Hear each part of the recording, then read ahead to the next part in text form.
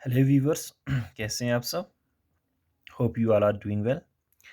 तो आज हम समझते हैं कोरोना वायरस के अंदर डेल्टा और डेल्टा प्लस वेरिएंट क्या चीज़ है। आपने कई बार सुना होगा, ठीक है। एक नया वेरिएंट कोरोना वायरस का डेल्टा वेरिएंट, ठीक है, या फिर डेल्टा प्लस वेरिएंट आ चुका है, ठीक है। तो वो क्या चीज़ है, ठीक है, उसके बारे में हम समझते हैं। आपने अगर मेरे प्रीवियस लेक्चर्स देखे हों, ठीक है ना, उसमें मैंने बात की थी म्यूटेशन की, ठीक है, कोरोना वायरस की म्यूटेशन की, ठीक है ना, कि कोरोना वायरस कैसी रेप्लिकेशन करता है। देखिए, जब इंसान की बॉडी के अंदर कोरोना वायरस जाता है, ठीक है ना, तो वहाँ पे अगर बॉडी के अंदर एक वायरस गया तो वहाँ पे लाखों वायरस बनने शुरू हो जाते हैं, ठीक है। तो उस प्रोसेस को रिप्लिकेशन कहा जाता है, ठीक है। देखिए, अब क्या चीज़ बात है कि एक वायरस से जब दूसरा वायरस बना, ठीक है ना, तो उसमें कुछ डिफरेंसेस होते हैं, ठीक है ना। ज़रूरी नहीं है कि वो बिल्कुल 100% सिमिलर हो, ठीक है, कुछ डिफरेंस होते हैं थोड़ा बहुत, ठीक है, 1-2% कुछ डिफरेंस होते हैं, ठीक है। तो उसको म्यूटेंट कहा जाता है या फिर डबल म्यूटेंट हम उसको कहेंगे, ठीक है। कि एक वायरस उसकी रिप्लिकेशन हुई, रिप्लिकेशन से दूसरा वायरस बन गया, उससे आगे से और बन गया, ठीक है। तो उसमें थोड़ा बहुत डिफरेंसेस होता है, ठीक है। तो दैट इज़ कॉल्ड म्यूटेशन, ठीक है, या फिर डबल म्यूटेंट हम उसको कहेंगे रिप्लिकेशन के थ्रू, ठीक है। तो अब क्या बात हुई कि कुछ जो म्यूटेंट्स हैं, जो आगे एक कोरोना से दूसरा कोरोना बना, उसमें तो माइनर चेंजेस होते हैं, माइनर डिफरेंसेस होते हैं, ठीक है। तो कुछ में बहुत ज़्यादा डिफरेंसेस होते हैं, ठीक है। तो अब क्या हुआ, हमें पता है कि जो कोरोना वायरस था वो स्टार्ट हुआ, ठीक है, कहाँ से? वुहान से स्टार्ट हुआ, ठीक है। चाइना का शहर वुहान, वहाँ से स्टार्ट हुआ। तो वो जो कोरोना वायरस था, उसका जेनेटिक नाम जो था, जो वुहान वुहान से शुरू हुआ, इट वाज़ G614, ठीक है ना? उसका जेनेटिक नाम G614 था, ठीक है।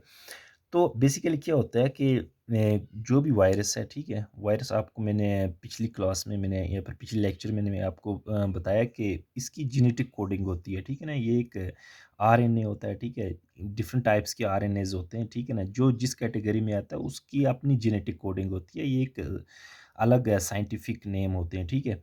तो वो जो कोरोना वायरस था उसका नाम था G614, ठीक है। अब ये जब इंडिया में पहुंचा या फिर बाकी कंट्रीज़ में पहुंचा तो इसके नए-नए म्यूटेंट्स आने शुरू हो गए, ठीक है? क्योंकि एक कंट्री से दूसरी कंट्री में आया किसी ह्यूमन बॉडी के अंदर उसकी रिप्लिकेशन हुई, ठीक है? तो वहाँ पे इसके नए म्यूटेंट्स माइनर चेंज उसमें आने शुरू हो गए, ठीक है? तो अब जो यूके में आया, ठीक है ना? यूके में वो था उसका वो साइंटिफिक नेम B117, ठीक है ना? ये इसका जेनेटिक नेम था या फिर साइंटिफिक नेम था। सिमिलरली साउथ अफ्रीका में जो हुआ उसका B1.351, ठीक है? ऐसे ये इसके साइंटिफिक नेम थे। ब्राज़ील में जो था P1 था। इंडिया का जो था, इंडिया में 2 किस्म के म्यूटेंट्स मेन थे, ठीक है? इंडिया का B1617.2, सिमिलरली इंडिया में एक और किस्म का वायरस वो था B.1617.1, ठीक है? एक 2 है, एक 1 है। देखिए, अब क्या हुआ, अब जो आम लोग थे ना, चाहे वो डॉक्टर्स थे, उनके लिए ये जो जेनेटिक कोड है, ये नाम याद रखना बड़ा मुश्किल था, ठीक है ना? अब कौन ये बोलता है ये कौन-सा म्यूटेंट है, ये B17 है या फिर B1351 है, ठीक है? तो अब वो क्या कहते थे, आम लोग कहते थे, बोलता है ये यूके वाला वायरस है, ठीक है? ये यूके का कोरोना वायरस है। कोई कहते थे अब किसी में ये कोरोना डिटेक्ट हो गया B1 351, वो कहते थे ये साउथ अफ्रीका वाला है, ठीक है? फिर P1 वाला वो बोलते थे ब्राज़ील वाला। ये तो ईज़ी था ना, जेनेटिक नाम याद रखने से ईज़ी था कि कंट्री का नाम दे दो। अब ये जो कंट्रीज़ थी इनको ऑब्जेक्शन होगी, ठीक है? ऑब्जेक्शन कैसे होगी? इन्होंने कहा यार कोरोना वायरस स्टार्ट हुआ चाइना से, ठीक है? चाइना के वुहान से स्टार्ट हुआ। किसी ने उसको वुहान वायरस का नाम नहीं दिया, ना तो उसको चाइना वायरस का नाम दिया, ठीक है ना? अब इंडिया के अंदर या बाकी कंट्रीज़ के अंदर जो इसके म्यूटेंट्स बनने शुरू हो गए, इन्होंने इंडिया का कोरोना कहना शुरू कर दिया, यूके का ये म्यूटेंट, ये साउथ अफ्रीका, इनको ऑब्जेक्शन होगी, ठीक है? तो ये चले गए वर्ल्ड हेल्थ ऑर्गेनाइजेशन हू के पास चले गए। कहाँ चले गए? हू के पास चले गए, ठीक है। तो उन्होंने अपना ऐतराज़ वहाँ पे दिखाया, भाई चाइना से तो कोरोना स्टार्ट हुआ, उन किसी ने तो उसको चाइना कोरोना तो नहीं कहा, ना तो वुहान कोरोना कहा। अब जो इसके म्यूटेंट्स हमारी कंट्रीज़ में बनने शुरू हो गए, उन्होंने तो इंडिया कोरोना कहना शुरू कर दिया, ब्राज़ील, साउथ अफ्रीका, ठीक है। तो उन्होंने अब इसका एक सॉल्यूशन निकाला, ठीक है। सॉल्यूशन क्या निकाला? उन्होंने जो यूके का जो वेरिएंट था, ठीक है ना? जो यूके में जो वेरिएंट आया, ठीक है? उन्होंने उसको रख दिया अल्फ़ा। ये जो ग्रीक नेम्स हैं, ठीक है ना? ये ग्रीक लेटर, इसको अल्फ़ा का नाम दे दिया, ठीक है? देखिए, यूके में जो हुआ डेवलप, उसको नाम रख दिया अल्फ़ा। साउथ अफ्रीका वाले को बीटा कहना शुरू कर दिया, ब्राज़ील वाले को गामा, ठीक है? ये जो है ना, ये ग्रीक लेटर्स हैं, अल्फ़ा, बीटा, गामा, ठीक है? तो अब इंडिया के अंदर 2 किस्म के म्यूटेंट्स आए, ठीक है ना? एक B1617.2, तो उसको इन्होंने नाम रख दिया डेल्टा वेरिएंट। क्या नाम रख दिया? डेल्टा वेरिएंट, ठीक है ना? जो हू का चीफ डिडोस, ठीक है? उसने इसको नाम दे दिया। इंडिया में 2 किस्म के आए, ठीक है ना? एक डेल्टा वेरिएंट आया, ठीक है? और एक और वेरिएंट आया, ठीक है? थोड़ा-सा जेनेटिक डिफरेंस था उसके अंदर। एक था B1617.2, दूसरा था B1617.1, ठीक है? इतना माइनर सा डिफरेंस था। उनका इसका नाम उन्होंने कप्पा कप्पा वेरिएंट रख दिया, ठीक है? अब देखिए, ये जो 2 मेन वेरिएंट्स हैं, डेल्टा वेरिएंट और कप्पा वेरिएंट्स, ठीक है ना? ये जो हैं, ये इंडिया के अंदर हैं, ठीक है ना? इंडिया के अंदर। अब जो सेकंड वेव थी ना, सेकंड वेव में सबसे ज़्यादा तबाही जो मचाई, इस डेल्टा वेरिएंट ने मचाई, ठीक है ना? ये जो delta variant, basically delta variant क्या है? डेल्टा वेरिएंट कुछ नहीं है, सिंपल कोरोना है, उसकी एक जेनेटिक कोडिंग थी, ठीक है ना? बेटर था कि जेनेटिक इसको इसको नाम दिया गया था कि इंडिया का वेरिएंट है, ये इंडियन वायरस है, ठीक है ना? अब इसका एक सॉल्यूशन निकाला वर्ल्ड हेल्थ ऑर्गेनाइजेशन ने, उसने इसको डेल्टा वेरिएंट नाम दे दिया। डेल्टा वेरिएंट कुछ नहीं है, बस एक ग्रीक लेटर के नाम से उसको मतलब एक नाम मिल गया कोरोना को, बाकी कुछ नहीं था। अब जो सेकंड वेव थी ना, सेकंड वेव में इसने सबसे ज़्यादा डिस्ट्रक्शन मचाई। देखिए कॉज़ क्या था सेकंड वेव में इसकी डिस्ट्रक्शन का?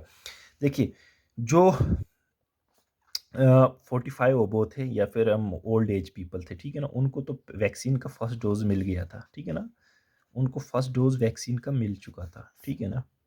उनकी इम्यूनिटी जो थी वो अब स्ट्रांग थी, ठीक है ना? देखिए आपने सुना होगा कि जो सेकंड वेव थी, जो डेल्टा वेरिएंट था, ये डेल्टा वायरस जो डेल्टा कोरोना वायरस, इसने सबसे ज़्यादा इफ़ेक्ट किया किसको? यंग जनरेशन को, ठीक है? यंग लोगों में डेथ रेट काफ़ी ज़्यादा थी, ठीक है? तो उसका भी एक रीज़न ये था कि जो ओल्ड एज पीपल थे, ठीक है ना? जो बड़ी उम्र के लोग थे ना, उनको एक डोज़ मिल गया था वैक्सीन का, नौजवान लोगों को नहीं मिला था, इसलिए उन पे ज़्यादा इफ़ेक्ट हुआ, ठीक है इसका।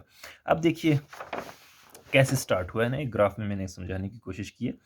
तो जो लास्ट ईयर जो कोरोना स्टार्ट हुआ था, ठीक है ना? वो कब स्टार्ट हुआ था? वो फ़रवरी में स्टार्ट हुआ था, मतलब कुछ-कुछ केसेज़ इंडिया में आने शुरू हुए थे, ठीक है? तो ये पीक कब पहुँचा था, ठीक है ना? ये पीक पहुँचा था सितंबर 11 को, ठीक है ना? 11 सितंबर को इसमें peak number of cases were detected, ठीक है ना, on this particular date, ठीक है ना? 95,654 केसेस were detected, ठीक है? इस डेट पे, ठीक है ना, 11 सितंबर 2020 को डिटेक्ट सबसे ज़्यादा लास्ट फर्स्ट वेव की बात कर रहा हूँ मैं, ठीक है? तो उसके बाद ये बिल्कुल ग्राफ डाउन होता गया, ठीक है ना? और ये ग्राफ दिसंबर में जाकर तकरीबन ऑलमोस्ट मतलब डाउन ही हो गया, ठीक है? तो फिर अप्रैल से 2021 अप्रैल, ठीक है ना? सेकंड वेव अप्रैल से ये केसेस बढ़ने शुरू हो गए, ठीक है ना? तो ये मई में 6 मई को सबसे ज़्यादा केसेस डिटेक्ट हुए, ठीक है ना? 4,14,000 केसेस सबसे ज़्यादा इंडिया में कब हुए? 6 मई को डिटेक्ट हुए सबसे ज़्यादा केस, ठीक है ना? 6,14,000। और ये जो है, ये बिल्कुल अब ग्राफ नीचे जाता गया, नीचे जाता गया कि अब ये स्पेकुलेशन किया जाता है, इट इज़ एक्सपेक्टेड दैट ये कि ख़त्म हो जाएगा, ठीक है ना? जुलाई में जाकर ये सेकंड वेव बिल्कुल ख़त्म हो जाएगी। और देखिए अब अगर हम मतलब पीछे की जो हम कितना टाइम मिला, दिसंबर के बाद 3 महीनों का वक़्त मिला, ठीक है ना? 3 महीनों के बाद सेकंड वेव आ गई कोरोना की, ठीक है? तो अगर हम उसी को लेके जाएँ, ठीक है? तो हमें 3 महीने आगे और मिलते हैं, ठीक है? अगर हम ले जाएँ मतलब जुलाई, अगस्त, सितंबर, अक्टूबर और नवंबर, इससे एक्सपेक्ट किया जा सकता है कि थर्ड वेव अक्टूबर या नवंबर में आ सकती है, ठीक है? लेकिन अगर हम अगर हम हिस्ट्री में देखें बैक में, तो कोई भी पैंडेमिक है, ठीक है ना? तो उसमें ऑलमोस्ट 3 वेव्स, 3 लहरें उसकी थी, ठीक है ना? तो सबसे ज़्यादा जो मोस्ट डिस्ट्रक्टिव थी, ठीक है ना? वो कौन-सी थी? वो सेकंड वेव जो थी, सेकंड वेव सबसे ज़्यादा डिस्ट्रक्टिव रही है, ठीक है ना? जो पीछे का अगर हम हिस्ट्री देखें, ठीक है ना? जितने भी पैंडेमिक्स, ठीक है ना? जो भी हुए हैं, ठीक है ना? तो उसमें सेकंड वेव सबसे ज़्यादा डिस्ट्रक्टिव, और सबसे जो मतलब कमज़ोर वेव थी, वो थर्ड वेव थी। होप कि यहाँ पे भी ऐसा ही हो। पहले तो आए ना, ठीक है ना? अगर आए भी तो होप कि सब कुछ ठीक हो, ठीक है? तो ये कुछ था डेल्टा वेरिएंट के बारे में, ठीक है? होप आप लोग को समझ आ गया होगा, ठीक है? Thank you for watching. God bless you all.